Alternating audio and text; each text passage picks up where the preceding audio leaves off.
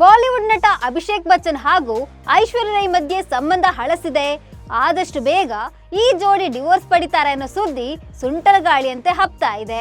ಇಷ್ಟೆಲ್ಲ ಆದ್ರೂ ಈ ಜೋಡಿ ಡಿವೋರ್ಸ್ ಬಗ್ಗೆ ಸ್ಪಷ್ಟನೆ ನೀಡ್ತಾ ಇಲ್ಲ. ಇವರಿಬ್ಬರು ಈ ಬಗ್ಗೆ ಆದಷ್ಟು ಬೇಗ ಸ್ಪಷ್ಟನೆ ಕೊಡ್ಲಿ ಅಂತ ಫ್ಯಾನ್ಸ್ ಕೂಡ ಕಾಯ್ತಾ ಇದ್ದಾರೆ. ಅಷ್ಟೇ ಅಲ್ಲ, ಐಶ್ ಹಾಗೂ ಅಭಿ ಡಿವೋರ್ಸ್ ಪಡೆದುಕೊಂಡ್ರೆ ಅಭಿಷೇಕ್ ಐಶ್ವರ್ಯಾಗೆ ಜೀವನಾಂಶ ಎಷ್ಟು ಕೊಡ್ಬೇಕು ಅನ್ನೋ ಬಗ್ಗೆ ಕೂಡ ಚರ್ಚೆ ನಡೀತಾ ಇದೆ. ಅಷ್ಟಕ್ಕೆ ಈ ಚರ್ಚೆ ಹುಟ್ಟಿಕೊಂಡಿದ್ದೇಕೆ? ಒಂದ್ ವೇಳೆ ಡಿವೋರ್ಸ್ ಪಡೆದುಕೊಂಡ್ರೆ ಅಭಿಷೇಕ್ ಐಶ್ಗೆ ಎಷ್ಟು ಪರಿಹಾರ ನೀಡಬೇಕಾಗಬಹುದು? ಈ ಬಗ್ಗೆ ಡೀಟೇಲ್ಸ್ ಕೊಡ್ತೀನಿ. ನಾನು ಶ್ವೇತಾ. ನೀವು ಸುದ್ದಿ ಅನ್ನದ ಸಬ್ಸ್ಕ್ರೈಬರ್ ಆಗೋದಕ್ಕೆ ಮರಿಬೇಡಿ. ನಟಿ ಐಶ್ವರ್ಯ ರೈ ಮತ್ತು ಅಭಿಷೇಕ್ ಬಚ್ಚನ್ ಡಿವೋರ್ಸ್ ಸುದ್ದಿ ಈಗ ಭಾರಿ ಸದ್ದು ಮಾಡ್ತಿರೋದು ನಿಮ್ಗೆಲ್ಲ ಗೊತ್ತೇ ಇದೆ. ಅಭಿಷೇಕ್ ಹಾಗೂ ಐಶ್ವರ್ಯ ರೈ ಮದುವೆಯ ಉಂಗುರ ಯಾವಾಗಿನಿಂದ ಧರಿಸಿಲ್ವೋ ಅವತ್ತಿನಿಂದ ಈ ಸುದ್ದಿ ಸದ್ದು ಮಾಡ್ತಾ ಇದೆ. ಅದಾದ ಬಳಿಕ ಈ ದಂಪತಿ ಎಲ್ಲೂ ಒಟ್ಟಿಗೆ ಕಾಣಿಸಿಕೊಂಡಿಲ್ಲ.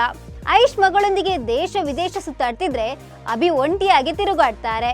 ಈ ಬಗ್ಗೆ ಬಚ್ಚನ್ ಕುಟುಂಬ ಆಗ್ಲಿ ಈ ದಂಪತಿ ಆಗ್ಲಿ ಸ್ಪಷ್ಟವಾದ ಉತ್ತರ ನೀಡದೆ ಅಡ್ಡಗೋಡೆ ಮೇಲೆ ದೀಪ ಇಟ್ಟವರಂತೆ ಹಾರಿಕೆ ಉತ್ತರ ಕೊಟ್ಟಿರೋದು ಕೂಡ ಈ ವಿಚ್ಛೇದನದ ಸುದ್ದಿ ನಿಜ ಎಂದೇ ಹೇಳಲಾಗ್ತಿದೆ. ಇದೀಗ ಅಭಿಷೇಕ್ ಜೊತೆ ನಟಿಯೊಬ್ಬರ ಹೆಸರು ಕೂಡ ತಳುಕು ಹಾಕೊಂಡಿದೆ.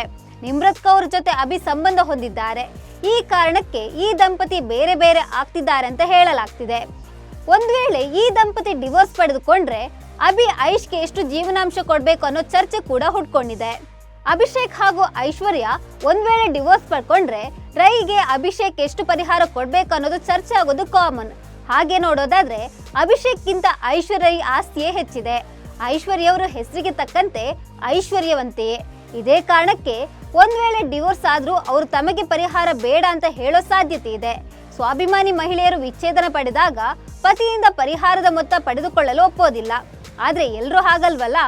ಈ ಹಿಂದೆ ಸೆಲೆಬ್ರಿಟಿಗಳ ನಡುವೆ ವಿಚ್ಛೇದನವಾದಾಗಲೂ ಪರಿಹಾರದ ಮೊತ್ತ ಪಡೆದುಕೊಂಡಿರೋದನ್ನ ನಾವು ನೋಡಿರಬಹುದು. ಹಾಗೊಂದು ವೇಳೆ ಪರಿಹಾರದ ಮೊತ್ತವನ್ನು ನೀಡಲೇಬೇಕಾದ ಸಾಧ್ಯತೆ ಎದುರಾದ್ರೆ ಅಭಿಷೇಕ್ ಐಶ್ವರ್ಯ ರೈ ಅವರಿಗೆ ಎಷ್ಟು ಹಣ ನೀಡಬೇಕೆಂಬ ಬಗ್ಗೆಯೂ ಯಾರೋ ಪುಣ್ಯಾತ್ಮರು ಲೆಕ್ಕಾಚಾರ ಕೂಡ ಹಾಕಿದ್ದಾರೆ. ಐಶ್ವರ್ಯ ರೈ ಅವರ ಆಸ್ತಿ ಕುರಿತು ಹೇಳೋದಾದ್ರೆ ಅವರ ಒಟ್ಟು ಆಸ್ತಿ 750 ಕೋಟಿಗೂ ಅಧಿಕ ಅಂತ ಹೇಳಲಾಗ್ತಿದೆ. ಐಶ್ವರ್ಯ ಅನೇಕ ಕಡೆಗಳಲ್ಲಿ ಆಸ್ತಿ ಹೊಂದಿದ್ದಾರೆ. ಅವರು ಸಿನಿಮಾದಲ್ಲಿ ನಟಿಸಲು ಕನಿಷ್ಠ 12 ಕೋಟಿ ರೂಪಾಯಿಗಳನ್ನ ಪಡಿತಾರೆ. ಕೇವಲ ಚಿತ್ರ ಮಾತ್ರವಲ್ಲದೆ ಜಾಹೀರಾತು, ಮಾಡೆಲಿಂಗ್ ಮುಂತಾದ ಮೂಲಗಳಿಂದಲೂ ಕೋಟಿ ಕೋಟಿ ಸಂಪಾದನೆ ಮಾಡ್ತಾರೆ. ಸಾಲದು ಎಂಬಂತೆ ಐಶ್ವರ್ಯ ಅವರು ರಿಯಲ್ ಎಸ್ಟೇಟ್ ಮೇಲೆಯೂ ಸಾಕಷ್ಟು ಹೂಡಿಕೆ ಮಾಡಿದ್ದಾರೆ. ಇವರ ಹತ್ತಿರ 100 ಕೋಟಿ ರೂಪಾಯಿ ಬೆಲೆ ಬಾಳುವ ಬಂಗಲೆಗಳು ಇವೆ. 5 BHK ಅಪಾರ್ಟ್ಮೆಂಟ್ ಇದೆ. ಮುಂಬೈನಲ್ಲಿಯೂ ಮನೆ ಇದೆ.